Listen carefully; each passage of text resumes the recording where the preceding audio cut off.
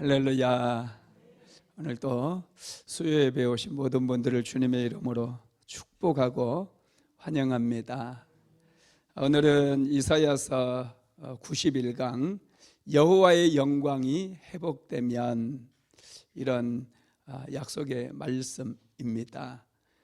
하나님께서 우리가 하나님께로 나아오고 우리의 삶이 하나님께 드려지는 삶이 되게 하시면 우리의 삶에 놀라운 은혜를 내려주시게 되는데, 그 약속의 말씀들이 오늘 본문에 잘 기록이 되어 있어요. 오늘 말씀을 통해서 또 큰 은혜가 되기를 주님의 이름으로 축복합니다. 하나님께서는 무너졌던 예루살렘을 아름답게 회복시키겠다고 약속을 하셨어요. 무너져 버렸던 예루살렘이죠. 남왕국 유다가 망하고 이스라엘 백성들은 바벨론의 포로로 끌려가 버렸어요. 예루살렘은 버려진 채로 폐허가 되어버렸습니다. 그런데 하나님의 백성들이 이제 하나님의 말씀을 붙들고 그들이 일어나 빛을 발하기 시작할 때에 하나님께서는 예루살렘의 영광을 다시 회복시켜 주시겠다, 이렇게 약속을 하셨습니다. 예루살렘이 회복이 되어지면은 이제 그 위상이 달라지는 거죠. 여러분, 얼마 전에 우리는 대한민국에 대통령을 선출을 했어요. 대통령 입 후보자들이 몇 분이 있었잖아요. 후보자였던 분 중에 한 분이 당선자가 됐어요. 대통령 당선인이 되어지니까 이분의 위상이 완전히 달라져 버리더라고요. 경호팀도 붙고요, 또 당선인 전용 차량이 공급이 되고요, 집무실이 생기고요, 또 비서실장도 세우고요, 대변인도 세우고요. 대통령에 버금가는 그런 위상을 갖게 되는 것을 우리가 보았지 않습니까? 이것처럼 예루살렘이 회복되어지면은 이제 그 이전의 예루살렘의 모습과도 완전히 달라지게 된다라는 거예요. 왜냐하면 하나님께서 그들을 높여주시기 때문에 그렇게 된다는 것이죠. 여러분, 예루살렘의 이런 영광이 회복되는 때가 언제일까요? 그것은 메시아가 오시는 때입니다. 다시 말씀드리면 예수님께서 이 땅에 오시게 되는 때를 말씀하고 있는 거예요. 이스라엘 역사에서 가장 전성기를 꼽으라고 한다면 다윗과 솔로몬 시대를 꼽을 수 있습니다. 다윗 왕 때 많은 나라들을 복속을 시키고 그들로부터 조공을 많이 받았잖아요. 그래서 솔로몬 시대에는 얼마나 나라의 부가 막강했던지 금이 얼마나 많았는지 몰라요. 그래서 예루살렘을 지키는 경비병들이 들고 있는 방패를 금으로 만들었어요. 방패를 금으로 300개를 만들어 가지고 번쩍번쩍한 그 금방패를 들고 예루살렘 성을 방비를 했습니다. 그런데 여러분, 이 금방패가 이제 시간이 지나면서 어떻게 바뀌어 버립니까? 애굽 왕이 쳐들어와 가지고 솔로몬 시대에 만들어 놨던 이 금방패를 전부 빼앗아가 버려요. 르호보암 왕 때입니다. 솔로몬의 아들 르호보암 왕 때 이 금방패를 전부 빼앗아 가지고 애굽으로 가버렸어요. 그리고 그것뿐만 아닙니다. 성전에 있었던 많은 이 금 다 빼앗아 갔어요. 그러니까 이제 남왕국 유다에서는 금방패 대신에 르호보암 왕 때 노수로 만든 방패를 들고 예루살렘 성을 방비를 하게 되죠. 위상이 떨어져 버린 거예요. 그런데 거기에서 멈추지 않고 그들이 계속해서 하나님과 상관없이 죄 가운데 살다 보니까 그들의 위상이 점점 추락해 가지고 결국에는 여러분 또 아수르가 쳐들어오고 또 바벨론이 쳐들어오고 이런 과정을 거치면서 예루살렘 성도 다 무너지고 소중한 보물들은 전부 이방 나라로 빼앗기게 되고 심지어는 백성들까지도 포로로 끌려가 버리는 그런 처참한 신세가 되었잖아요. 예루살렘의 위상이라고 할 것도 없고 예루살렘은 그야말로 수치를 당해버린 거예요. 너무나 수치스럽게 되어버린 거죠. 그런데 이제 메시아가 이 땅에 다시 오게 되면 하나님께서는 예루살렘의 영광을 회복시켜 주시겠다, 이렇게 약속을 하신 것이죠. 그러면 메시아가 오셔서 예루살렘의 영광이 회복되면 어떤 일이 일어날까? 그게 이제 오늘 본문에 기록이 되어 있습니다. 이 메시아가 오시면은 예루살렘의 영광이 회복되게 되는데, 그 영광이 회복되면 어떤 일이 일어나느냐? 첫 번째로 유대인과 이방인의 차별이 없어진대요. 한번 읽어봅시다. 이사야서 60장 10절에서 11절까지 같이 읽어봅니다. 내가 노하여 너를 쳤으나 이제는 나의 은혜로 너를 불쌍히 여겼은즉 이방인들이 내 성벽을 쌓을 것이요 그들의 왕들이 너를 섬길 것이며 내 성문이 항상 열려 주야로 닫히지 아니하리니 이는 사람들이 내게로 이방 나라들의 재물을 가져오며 그들의 왕들을 포로로 이끌어 옴이라. 아멘.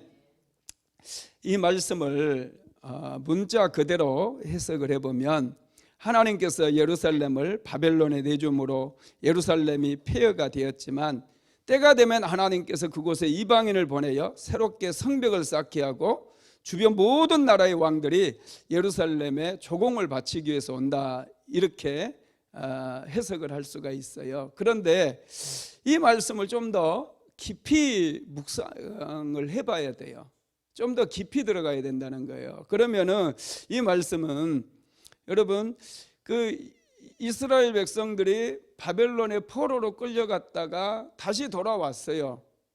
그렇지만 여전히 예루살렘 성전 안에는 유대인과 이방인의 구별이 있었습니다. 막힌 담이 있었다는 거예요. 그래서 유대인들은 성전에 들어갈 수 있었지만은 이방인들은 성전에 들어갈 수가 없었어요. 구약 시대에는 여러분 계속해서 그랬습니다. 유대인들만 성전에 들어갔었고 이 유대인들이 하나님 앞에 범죄했을 때 하나님께서는 유대인들마저도 성전에서 쫓아내버리신 거였고 그 예루살렘 성전을 완전히 폐쇄를 시켜버린 거예요. 그런데 이제 메시아가 오시게 되면 예수 그리스도께서 오심으로 여러분 어떤 일이 일어납니까? 예수님께서 십자가를 통해서 성전을 회복시켜 주시는 거예요. 십자가의 죽음을 통해서 누구든지 이방인이든지 유대인이든지 예수를 믿게 되면 차별이 없이 누구든지 하나님 앞에 설 수 있고 하나님의 자녀가 될 수 있는 그런 은혜를 베풀어 주신 줄 믿으시기 바랍니다. 저와 여러분도 사실은 이방인이지 않습니까? 유대인이 아닌 모든 민족은 다 이방인들이에요. 그런데 저와 여러분도 예수님께서 이 땅에 오셨기 때문에 지금 하나님 앞에 나와서 자유롭게 예배를 드릴 수 있는 거예요. 만약에 예수님이 오시지 않았다면 우리는 그냥 흑암 속에서 영원한 어두움 속에서 무엇을 위해서 살아야 되는지 어디에서 와서 어디로 가는지 알지 못한 채 방황하면서 또 이상한 불상 앞에서나 우상 앞에서나 그런 것들을 섬기면서 살아야 되지 않았겠습니까? 그런데 예수님께서 오심으로 인해서 여러분 이방인들과 유대인들 사이를 가로막고 있었던 담이 완전히 무너지고 차별이 다 철폐가 돼서 지금은 모든 사람들이 예수를 믿으면 하나님의 자녀가 되는 그런 놀라운 축복을 허락해 주신 거 믿으시기를 바랍니다. 바로 그것을 말씀하고 있는 거예요. 유대인과 이방인들의 차별이 완전히 사라져버리는 그런 역사가 이제 왔다라는 것이죠. 그리고 이제 두 번째로는요, 예루살렘이 항상 열려 있게 된대요. 이사야서 60장 11절에서 12절 한번 읽어봅시다.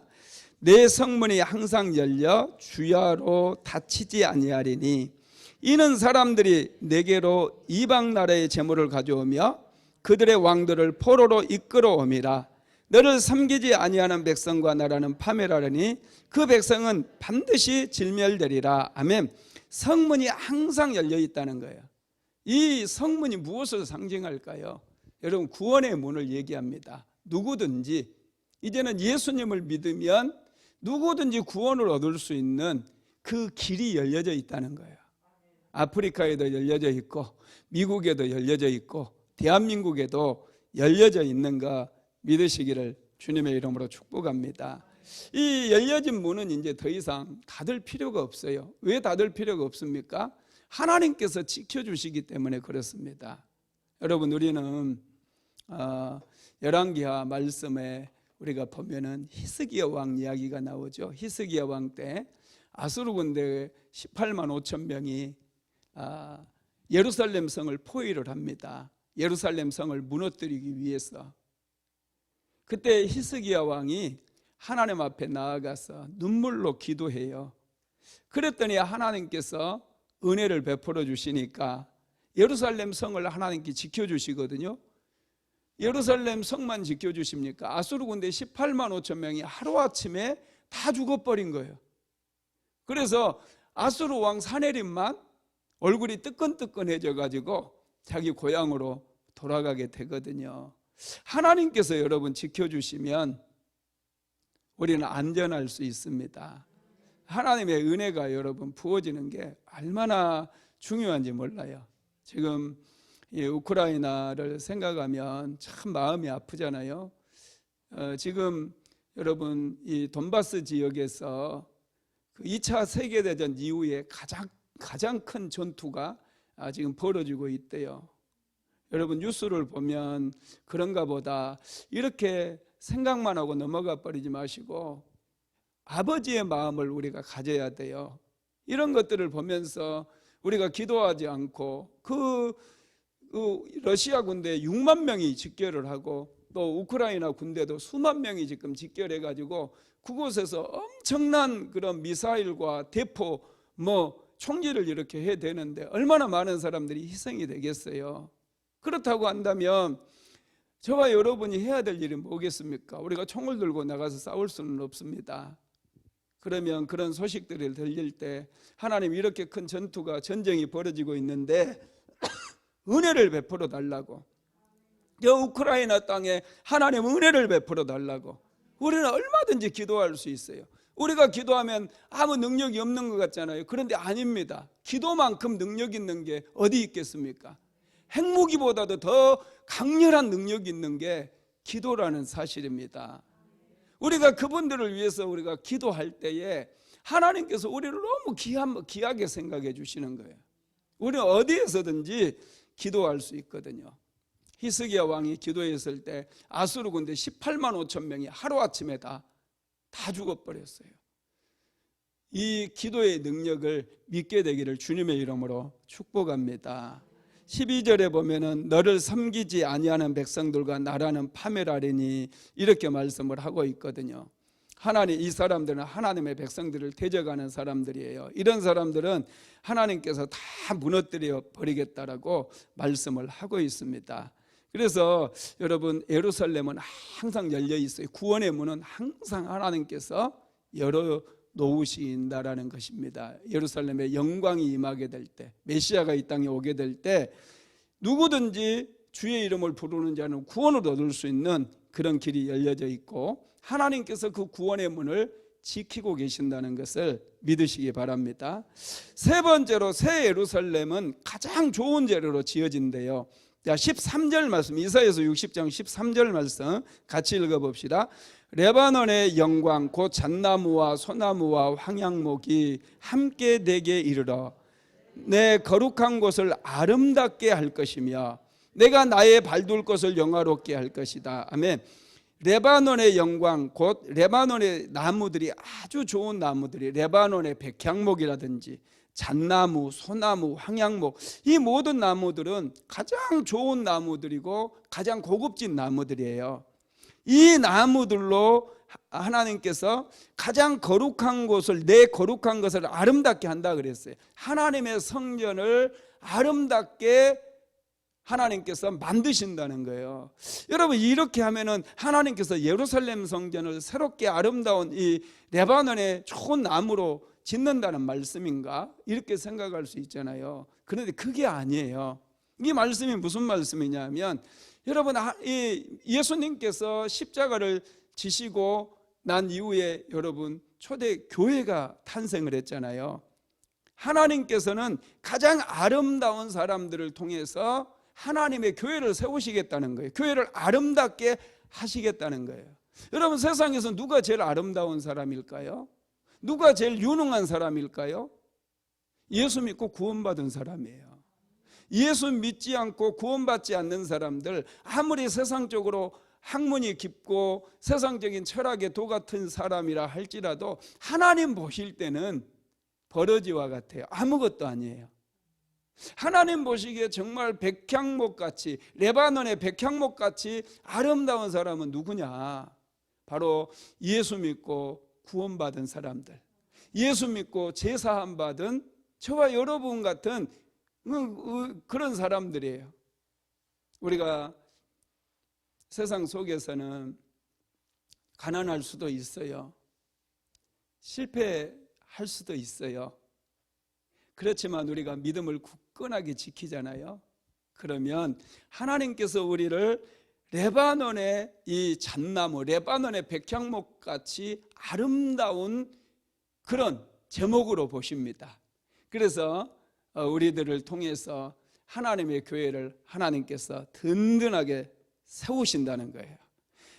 내 거룩한 곳을 아름답게 할 것이며 내가 나의 발둘 곳을 영화롭게 할 것이다. 이 교회를 영화롭게 하나님께서 만들어 주신다, 이런 말씀이죠. 그래서 야, 이게 얼마나 놀라운 말씀인지 몰라요. 내 거룩한 곳은 교회를 상징하고요, 교회를 세우는 일이 하나님께서 얼마나 아름답게 또 바라보시고 또 여기시는지 우리는 참 놀랄 뿐이죠. 그래서 실제로 여러분, 예수님의 제자들을 한번 생각해 보실래요? 세상적으로 잘난 사람이 없어요. 베드로도 고기 잡는 어부였죠. 요한도 고기 잡는 어부였죠. 또 마태는 세관에서 세금을 거두는 세관이었죠. 그때 당시 세리들은 여러분 이방인 취급받았어요. 정말 매국노 취급을 받았습니다. 아무도 그 직업을 선호하지 않았어요. 다 그런 사람들이었거든요. 그런데 그런 사람들을 예수님께서 선택하시고 그들에게 믿음을 주신 거죠. 그러니까 이 예수님의 제자들이 얼마나 아름답게 바뀌었습니까? 얼마나 이 예수님의 제자들이 정말로 유능하게 바뀌어 버렸습니까? 그래서 베드로 사도는, 여러분들 베드로 별로 안 좋아하시는 분들이 있을 수 있어요. 베드로는 예수님을 모른다고 3번이나 부인해서 어떻게 저럴 수가 있느냐 그럴 수 있지만, 여러분 베드로가 얼마나 위대한 사도인 줄 아세요? 정말로 놀라워요. 베드로 사도, 우리는 정말 이 신발끈 풀기도 정말 감당하지 못할 정도로 베드로는 정말 위대한 사도예요. 베드로 전후서 베드로가 기록했지 않습니까? 정말 놀라워요. 이렇게 하나님께서 하나님의 교회를 이 사람들을 통해서 아름답게 세워 가신다라는 것이죠. 하나님은 가장 좋은 재료로 우리를 유능하게 변화시켜줘요. 그래서 여러분, 우리가 자녀들 교육시킬 때 세상에서 자꾸 더 많은 지식들을 채워주기보다는 하나님의 말씀을 가르쳐야 돼요. 하나님의 말씀으로 채워지게 되면 아주 질이 달라져요. 질이 정말 놀랍습니다. 하나님께서 책임져 주셔요. 존귀하게 사용하신다는 거, 아름다운 이 하나님의 성전을 지어나가는데 아주 존귀한 머릿돌이 되게 만드신다는 거예요. 그래서 여러분, 말씀을 소중히 여기시고요, 자녀들에게도 말씀을 가르치시기 바랍니다. 4번째로는 원수들까지도 무릎 꿇고 복종하게 한다고 그랬습니다. 한번 14절 한번 읽어볼까요? 너를 괴롭히던 자의 자손이 몸을 굽혀 내게 나오며 너를 멸시하던 모든 자가 내 발 아래 엎드려 너를 일컬어 여호와의 성읍이라 이스라엘의 거룩한 이의 시온이라 하리라. 아멘. 여러분, 너를 괴롭히던 자의 자손 그랬죠. 너를 괴롭히던 자들, 이스라엘을 괴롭히는 사람들이 누구였어요? 뭐 아수르나 바벨론이나 이런 사람들이잖아요. 이런 사람들의 특징이 뭐였냐 하면 교만했어요. 교만. 굉장히 교만했어요. 이 사람들은 하나님에 대해서는 일도 생각하지 않고 살았어요. 지금 러시아가 굉장히 교만하잖아요. 하나님에 대해서는 일도 생각을 안 해요. 하나님에 대해서 조금만이라도 생각한다면 두려운 마음이 생기거든요. 이렇게 해도 되는가? 이 두려움이 없어요. 그 민간인들을 막 그렇게 학살을 하는 거예요.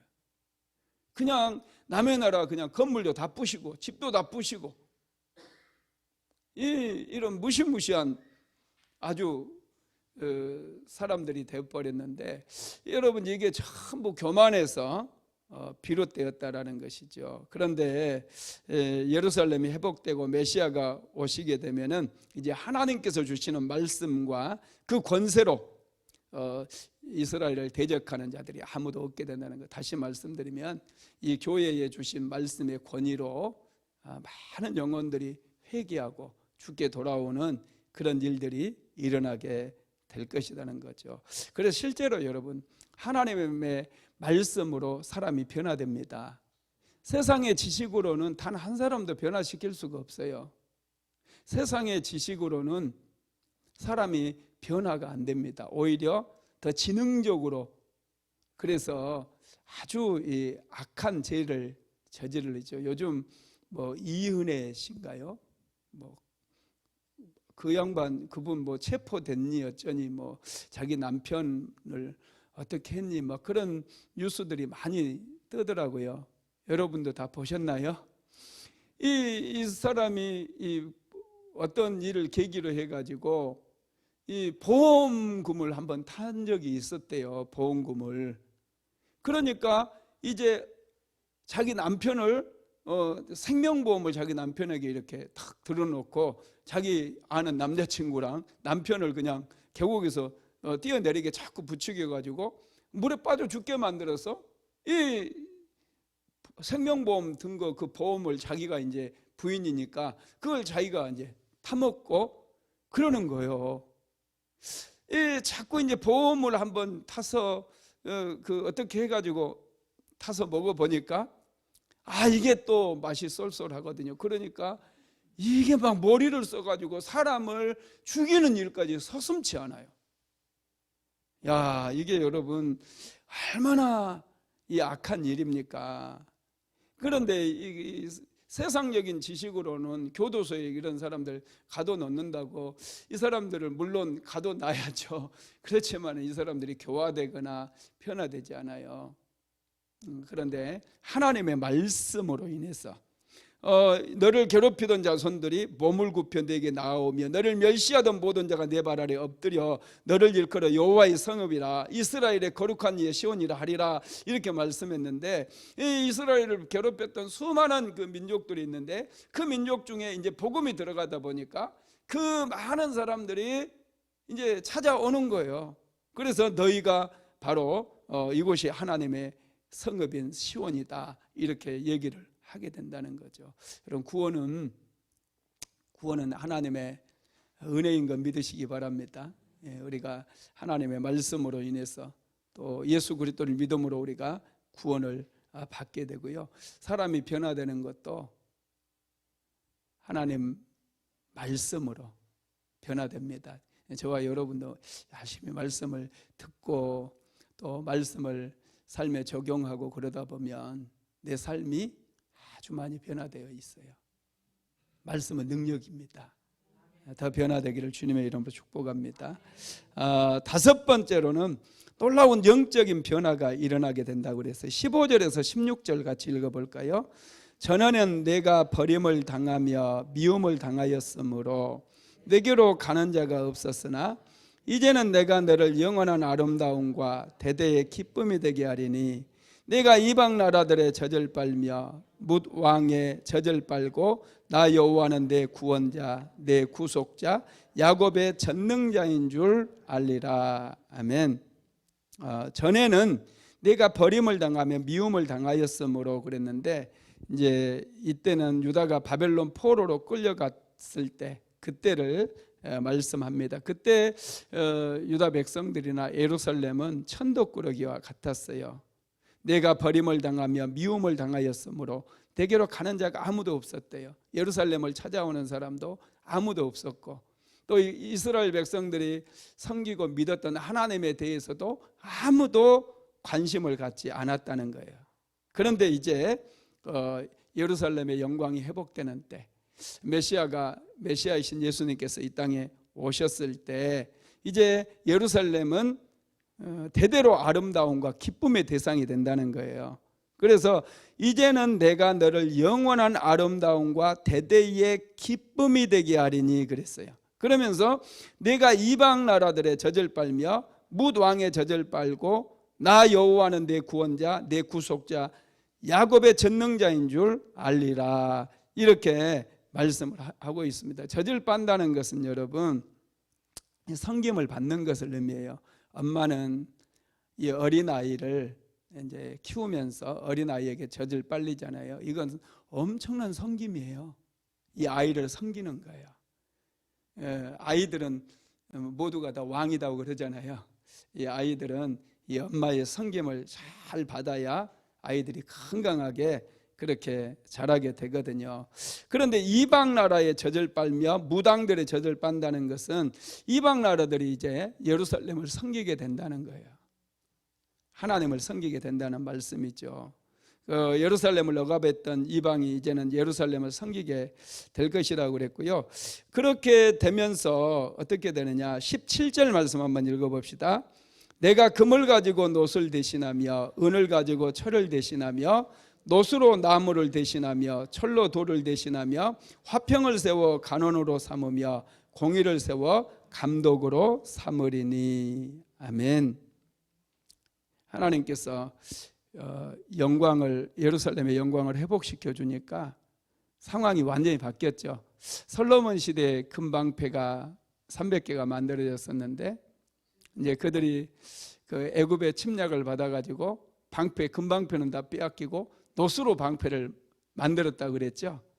그런데 이 놋방패도 얼마 가지 않아요. 이제 다 빼앗기고 그냥 나라도 통째로 다 이방 나라에 넘어가 버리고 그랬는데 하나님께서 다시 그들에게 은혜를 주시니까 영광을 회복시켜 주시니까 완전히 달라지는데 금이 놋을 대신한대요.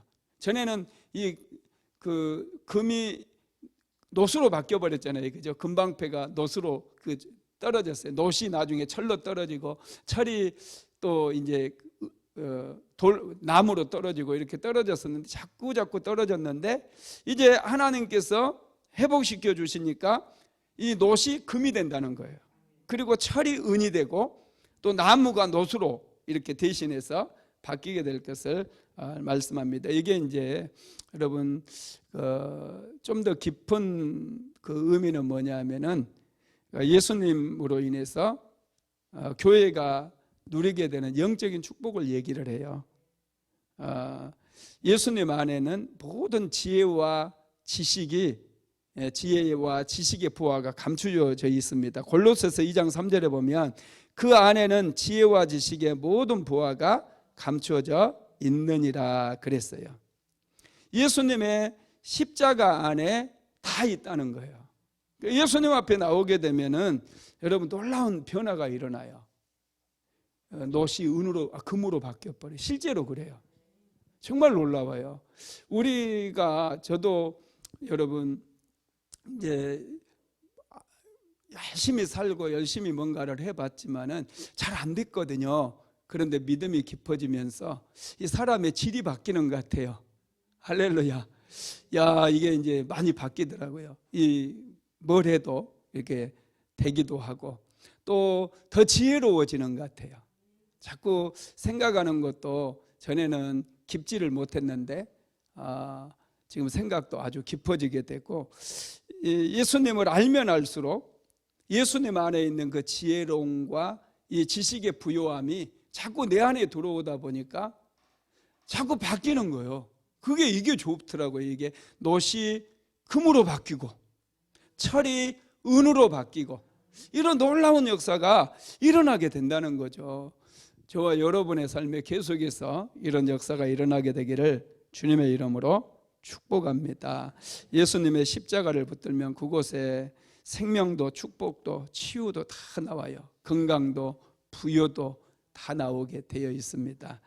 이 놀라운 변화가 이제 예수님께서 오심으로 인해서 우리의 삶에 임하게 되었다는 것이죠. 그리고 여섯 번째로는 다시는 예루살렘이 심판을 받지 않는다고 그랬어요. 18절 한번 읽어봅시다.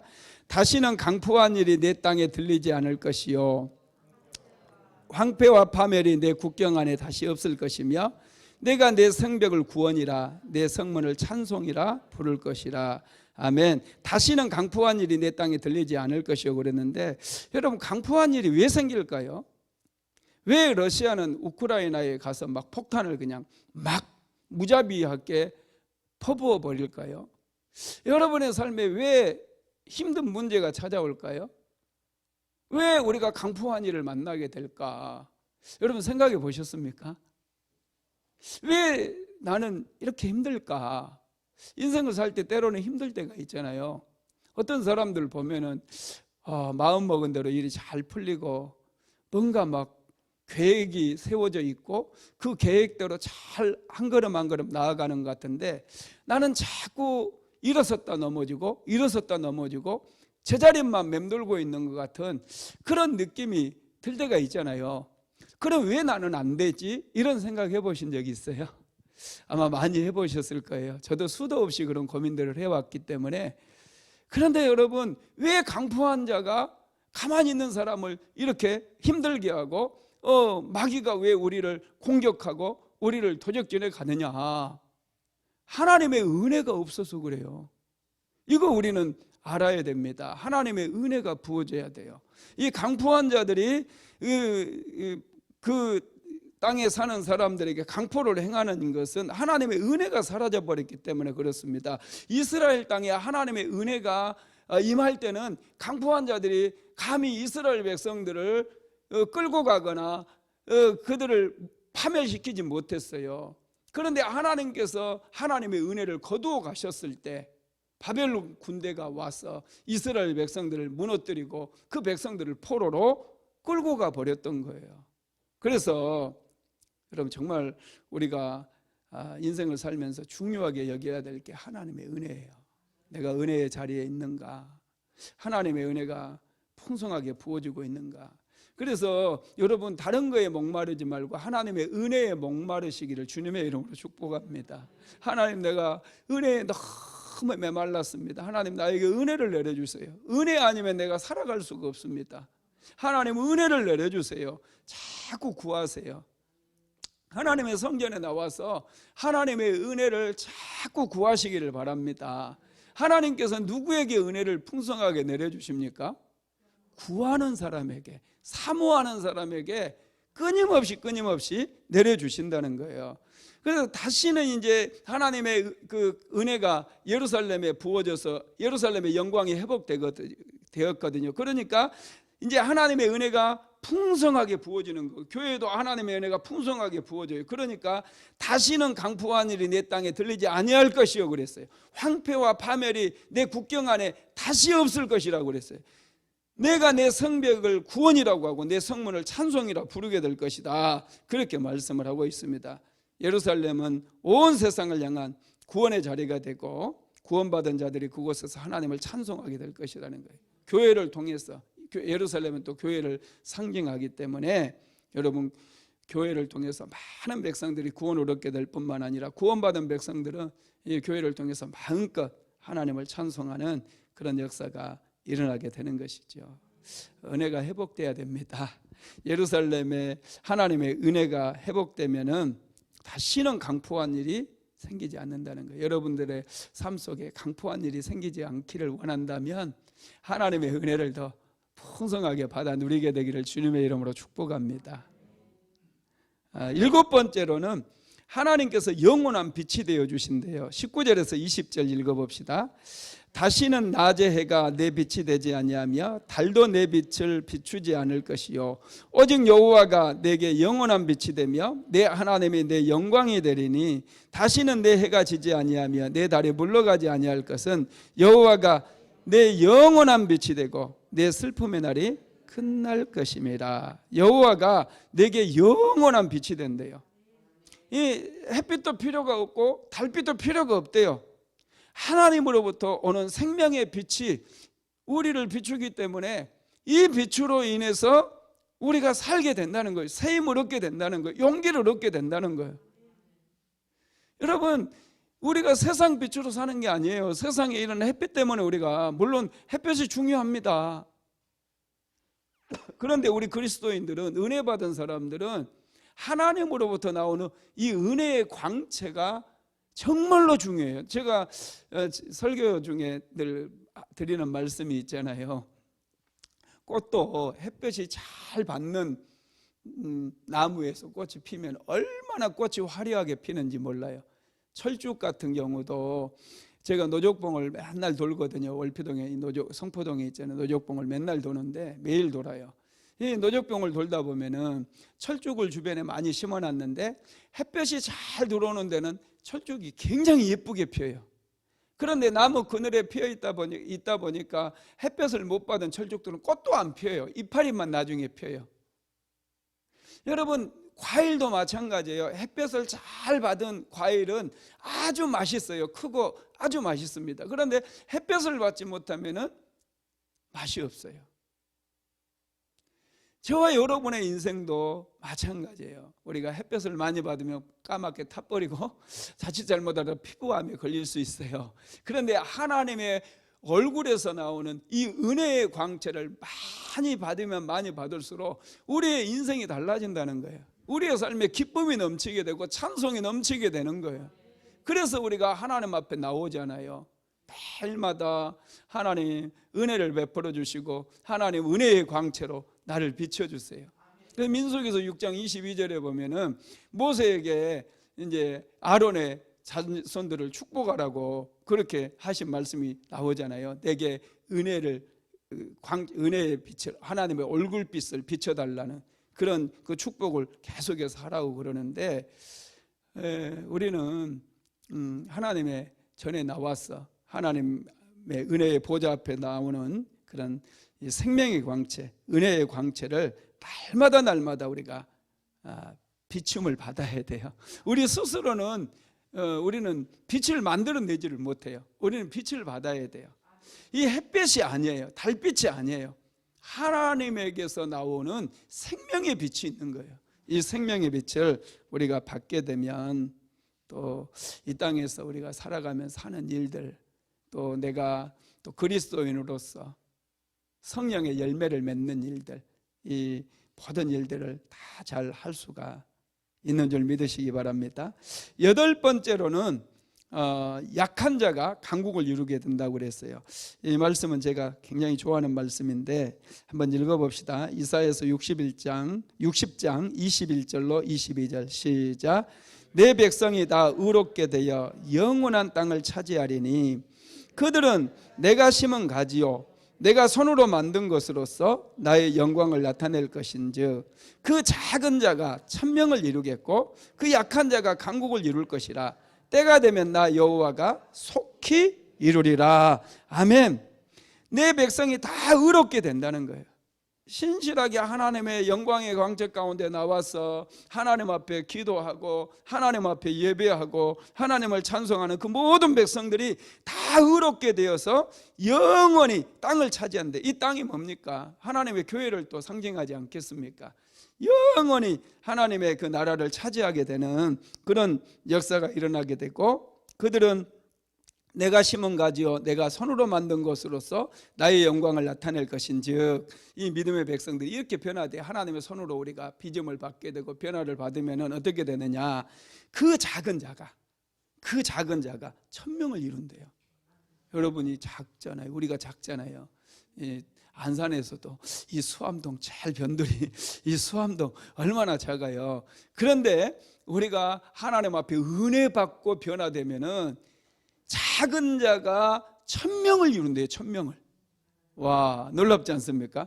그리고 그 약한 자가, 우리처럼 보잘것없고 볼품없는 약한 자들이 강국을 이룰 것이 돼요. 강국을. 때가 되면 나 여호와가 속히 이루리라. 할렐루야. 와, 이런 놀라운 역사가 일어나게 됩니다. 교회 가운데 하나님의 은혜가 임하는 것이 정말로 중요하고요. 은혜가 임하면 우리가 정말 보잘것없고 볼품없는 지극히 작은 자 같아도 1000명을 이루게 되고, 약한 자 같아도 이 큰 나라를 이루는 그런 하나님의 자녀들이 된다라는 것이죠. 그래서 예수님께서도 천국은 이 겨자씨와 같다고 비유로 말씀하시잖아요. 이 겨자씨가 씨앗은 아주 작은 것이로되 이게 땅에 심겨져 가지고 싹이 나서 자라기 시작하면 3m 높이까지 올라간다고 그래요. 그래서 새들이 날라와서 둥지를 틀 정도 이 나무가 되어버린다는 거죠. 이 하나님의 나라가 마치 이와 같다라는 거예요. 그래서 우리는 정말 작아요. 별 볼 일 없을 수 있어요. 그런데 우리가 은혜 받으면 큰 일을 할 수 있는 그런 사람들로 다 바뀝니다. 은혜 받읍시다. 은혜 받아서 하나님 나라에서 큰 자들이 되시기를 주님의 이름으로 축복합니다. 말씀을 마무리하겠습니다. 예루살렘의 회복에 대한 약속은 신약시대의 교회에 대한 예언의 말씀입니다. 그래서 이 이사야서 60장에서 말씀하고 있는 이 예루살렘의 영광의 회복은 하나님께서 교회를 통해서 이루시는 일이고, 또 우리와 같이 연약한 지체들을 통해서 하나님께서 작은 자들이 천을 이루게 하시고 약한 자들이 강국을 이루게 하시겠다라고 하는 그런 비전을 우리에게 주신 거예요. 그러니까 우리가 비록 배운 줄로 짧다 할지라도 여러분 낙심하지 마세요. 가진 게 많지 않다 할지라도 절대 낙심하지 마세요. 여러분 대신에 믿음을 키워나가시기 바랍니다. 다른 것보다도 믿음을 키워나가면 소망이 있는 거예요. 믿음만 키워나가면은 지극히 작은 자 같으나 1000명을 상대하는 자가 되고, 약한 자 같으나 강국을 이루는 정말로 능력자가 된다라는 것입니다. 할렐루야. 믿음을 키웁시다. 우리 옆 사람하고 인사 한번 합시다. 믿음을 키웁시다. 믿음을 키우게 되면 우리의 인생이 정말 놀랍게 변화되는 줄 믿으시기를 주님의 이름으로 축복합니다.